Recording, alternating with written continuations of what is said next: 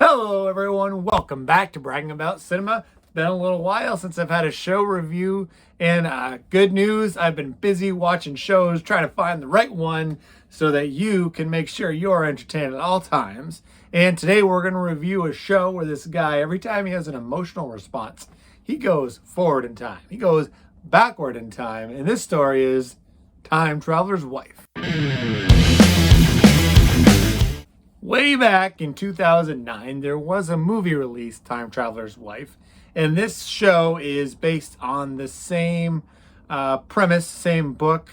So if you've seen the movie, the show is a little different, and I vaguely remember it. That was a long time ago. I remember I thought it was a decent movie, so I wanted to give this a try.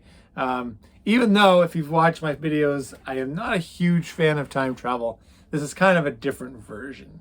So what is this about? This is a love story between a guy who goes back and forth in time to different parts of his life that are important to him.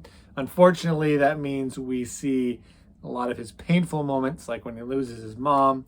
We also see him when he falls in love. So he goes to those moments.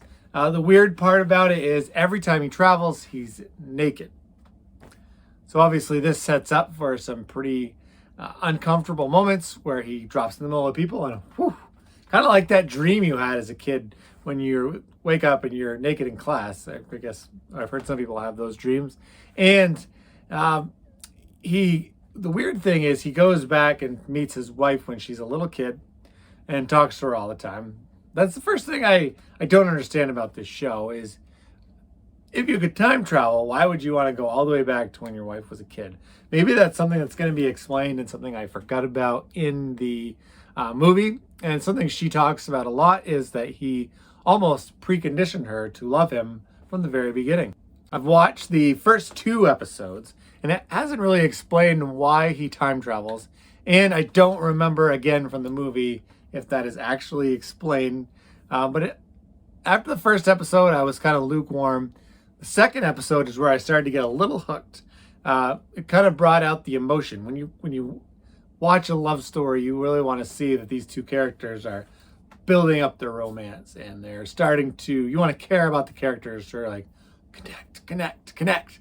And after the first episode and about halfway through the second, I was like, I don't know, I might not even watch this show. Then at the very end, there's a moment where the time travel aspect of the story has worked perfectly, where he's using something from the past to get to the present that he worked out from the future. Hard to explain to make sense. You just got to watch it. And the very end, probably the last 10 minutes of episode 2, got me hooked, got me to care about the characters and wanting to see this love story blossom. Although if you know from the movies, it doesn't always go swimmingly. And it really does a good job foreshadowing that at the end of episode 2. So time traveling shows or movies always have these weird rules and unique to whatever story they're trying to tell. And this one's no different.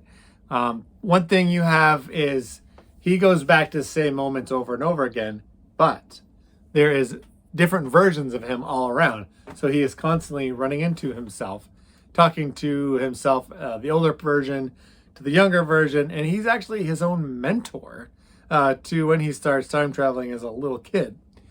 And there is one weird scene, and this is not a kid's show, just want to throw that out there, where he is actually enjoying hanging out with himself, and if you watch the show, you'll figure out what I mean.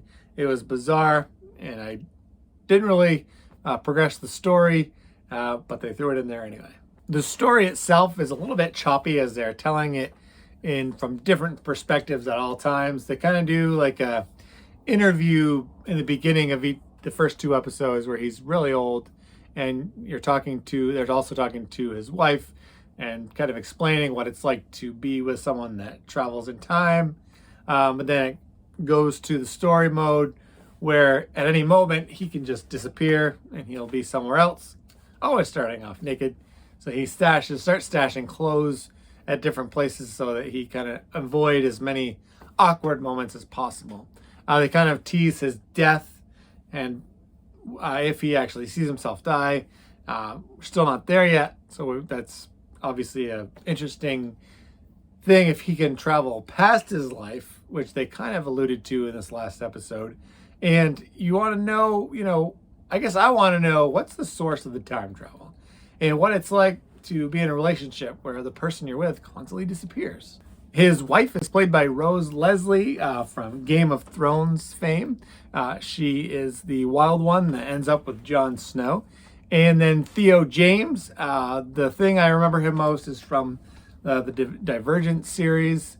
I kind of looked up their bios real quick, and it looks like they're both on Downton Abbey, which is my wife loves that show. I actually don't watch that show or movie, but that's where they're from. I think they're both good actors, and she does a great job of kind of the wife that she loves the older version of him, and she's kind of courting the new version or a younger version.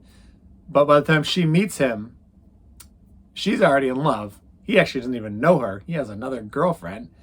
So that's kind of interesting dynamic where how can you get to know someone when you already know them, but then they don't know you? Does that make sense? Henry. So I was a little lukewarm, like I mentioned, after the first episode. So I held off on the review. I wanted to make sure that the second episode was good. And I really, at the very end of the episode, I was like, okay, this is a show I'm going to stick with. I'm going to keep watching. So I'm going to give this one, I'm going to give it a solid B. First episode was, second episode definitely improved. And that's what you want to see with shows. You want to see each episode get better and better. Hopefully episode 3 will be even better. Right now they're focusing on the love story part. Of course, with every good love story, there's always that fall. So I'm curious to see that fall, how they handle that, and how they recover. Are we going to have a happy ending, a sad ending? Who knows? It's time travel. We could see multiple endings. So let me know what you think. Did you watch the movie first? Did you read the book? I've never read the book. Did you like the show? Did you find this review helpful? After you hit that subscribe button, please consider going down, commenting, and let me know what you think. I try to respond to every comment I can, because when you watch my channel, you're going to find something to brag about.